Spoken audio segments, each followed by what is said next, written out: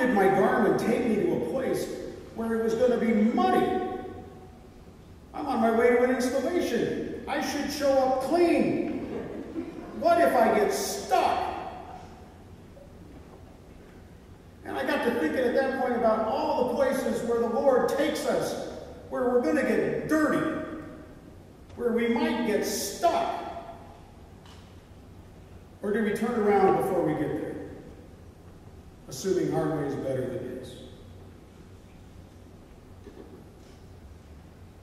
Just about the time I thought it couldn't get any worse, it did.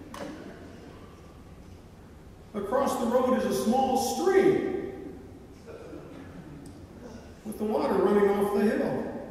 There was no bridge. I had to ford a creek. I haven't forded a creek for 40 years. I'm like, this is Illinois. This is nuts. I am stupid. I let this garment lead me down a dirt path, and I'm going to die out here in the wilderness.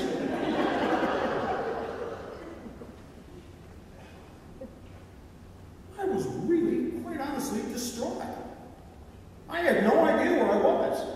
How do I call somebody on a cell phone saying I'm stuck in the mud someplace between here and Rock Island?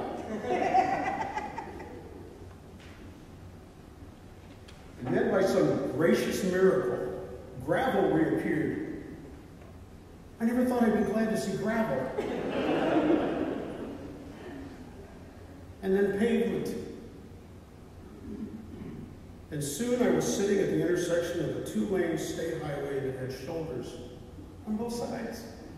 And it wasn't under construction. And my garment smugly said, "Turn right."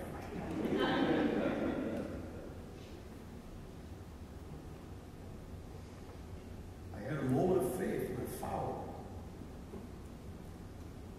As I pulled my car back on firm pavement, the bumps eased and the wet mud dropped off my fenders, and there was a lot of mud on my fenders. Those of you that traveled that road that day, I'm sorry about that. But I was traveling lighter, I had fewer worries, and I was going faster than I had gone on the whole trip. I went through towns I'd never heard of, much less been to. And on the outskirts of one town was this green sign, you've all seen them, they were boasting of their championship athletes from that community. Well, this one wasn't honoring its athletes, it was honoring its champion bull. I had never seen that. That's a little different. God, you've taken me someplace that I've not been before. A few minutes later, I heard these great words, destination ahead. And then arriving destination. Against all odds, I had made it. I shut off my car and I reached for the garment. And as I did, I heard these words. And be sure of this, I am with you always, even until the end of the age. Sat back in my seat and I quietly wept. I wept at the many times in my life when I didn't have the faith to trust Jesus. I wept at the times I had felt abandoned and alone because I would not or could not accept God's grace. That seems so simple.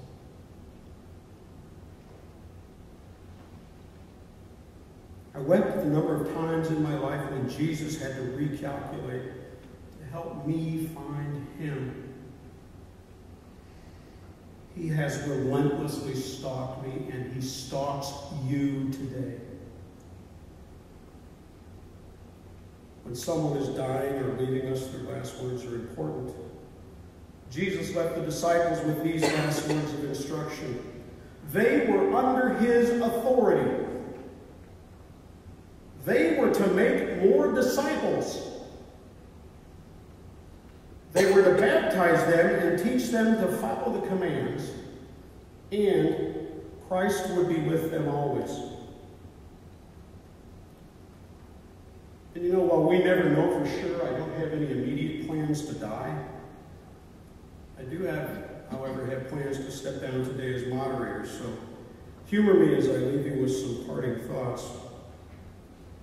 We're told not to hide our light under the bushel. Well, I also believe it does very little good for us to shine our light in places that are already illuminated. Like this flashlight, if I shine it in here in this beautiful sanctuary, it adds no significance to the light in this room. It adds almost no value. However, if I take this light to a dark place, a place where the light of Christ has not shone for years, it makes a huge difference.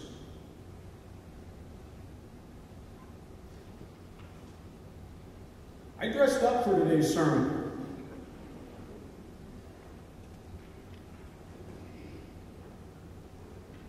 I've never been told I can't be heard away from a microphone, so you can't hear me. It'll be first. When you put on a $300 or $400 robe, put on a $300 stole, and over that is a beautiful suit and a beautiful pair of shoes, there's a very good chance that you're not going to get very dirty that day for Jesus. Oh, you might preach a very eloquent sermon. The words might roll out of your lips, and everyone is just touched. But are they touched to go do something? Our mission is not over at the end of the benediction. It begins at the benediction. That's when we go out and get dirty with the greasy grime and slime of the life that lives out here for so many people. For example, 85% of the people in prison were raised in a home without a father. What are we doing about that? What are we doing about hunger? Are we as busy as we can be? Are we as busy as we need to be? Do we go, I preached a great sermon and that's good. See you next week. Well, if you're like me when you preach on Sunday afternoon, you are just done.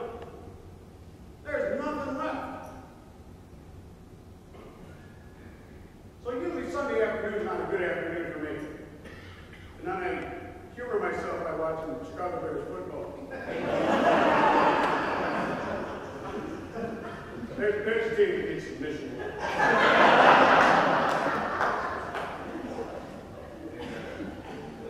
What is our mission? When we reach out and touch the people in our congregations, when we hold the hands of someone who is dying, when we visit the house where the teenage son was just killed in a car accident because he's been drinking, when the teenage daughter was dead because she was in a rollover accident while texting, how do we carry that light of Christ to those houses? How do we bring that light of life to ourselves? We're going to get dirty. There is no other way around it. We're going to get dirty. And I say praise God for that. Disciple growing is hard work. It's messy, it's dirty, and it's more than you can do alone. The good news is, you're never alone. Helping others achieve their own priesthood, finding the truth, finding the Lord can't always be done in a beautiful sanctuary, wearing a beautiful robe and stole.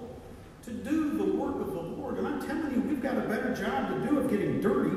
We need to crawl around in those dark places. We need to go to those foreboding places where people are in pain and suffering, and they're lingering on in pain, and they're waiting for you to touch them with compassion and give them a word of comfort.